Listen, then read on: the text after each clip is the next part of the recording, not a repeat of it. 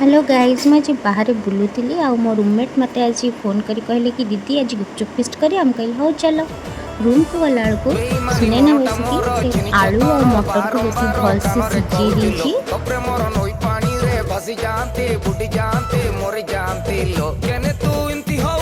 मते आलू को भल से देखौची तो जब देखिलो भल से सिझी ना कहले हां परफेक्ट मिलिची तू आलू छोड़े गिरो चकड़ी को दायित्व तोर Uraitalo uraita kebe toro heavy seita Uraitalo uraita kebe toro heavy seita तापर बसली मु बसिकी गोलगप्पा छाणिया पे कड़े तेल गरम करके से सुखिला स्टिकर गुड़ा को बसिकी छाणुली मत कहीदी गले दीदी ये स्टिकर गुड़ा जेन भल से फुलब ना आम खाइबू कहले ओके।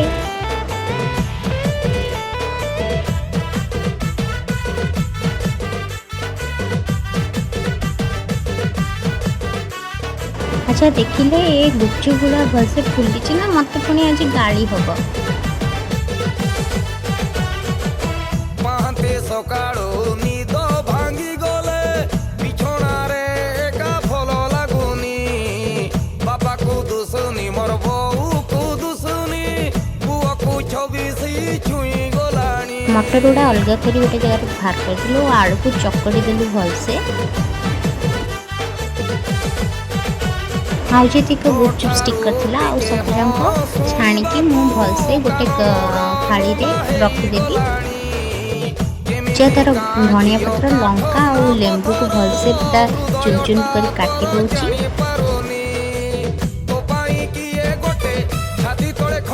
मुझे कहली मो पिज काटी दूची तू एक थोड़ा काटू तो कष्ट हम से कहला हो दीदी मत दियो मु भलसे पूरा फुटी देवी तुम काटी दियो मु फुटी दूची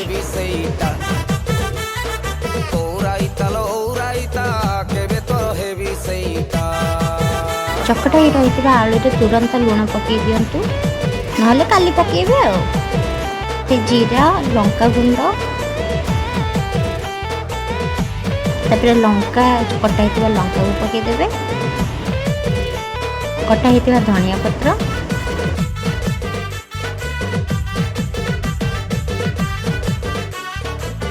अल्प बिट लुण पकईबे स्वाद अनुसार तापर स्वाद अनुसार जलजीरा पकईबे आ जीरा लंका गुंड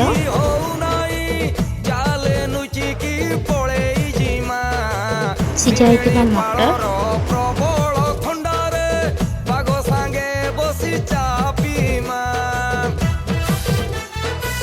भजा होता बादाम को पकईबे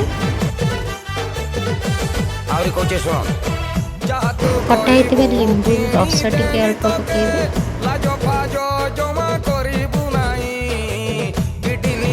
तापर भलसे चकड़ी देबे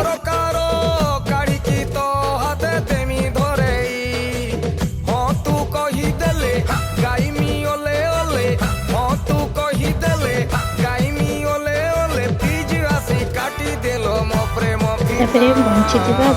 सिझा मटर को आम पकईदेलु भलसे आउे चकड़ी देलु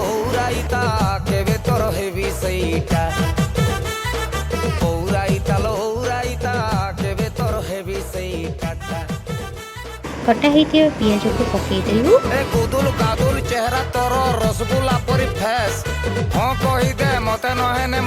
अल्प खट्टा पानी पकई चकड़ी लगे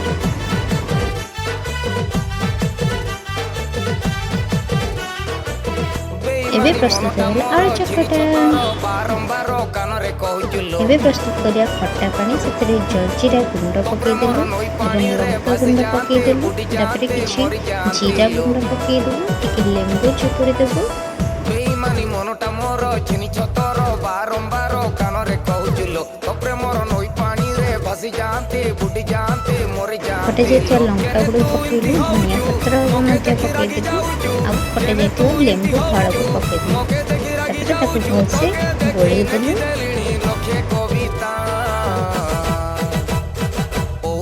टेस्टी करने से पकईदेलु छेचा अदा और धनिया पत्र बाटण आ भलसे आउे गोलैदेलु।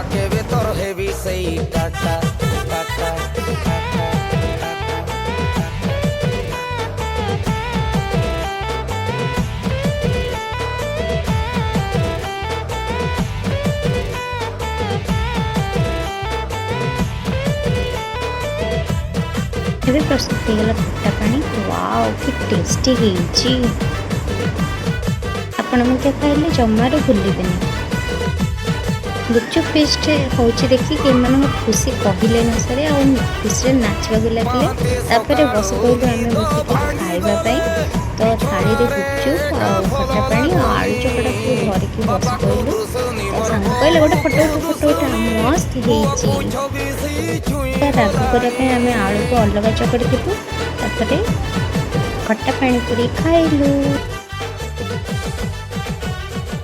ଯଦି ମୋ ଭିଡ଼ିଓଟା ଭଲ ଲାଗିଥାଏ ତାହେଲେ ଲାଇକ୍, ସେୟାର ଆଣ୍ଡ ସବସ୍କ୍ରାଇବ୍ କରିବେ। Bye bye.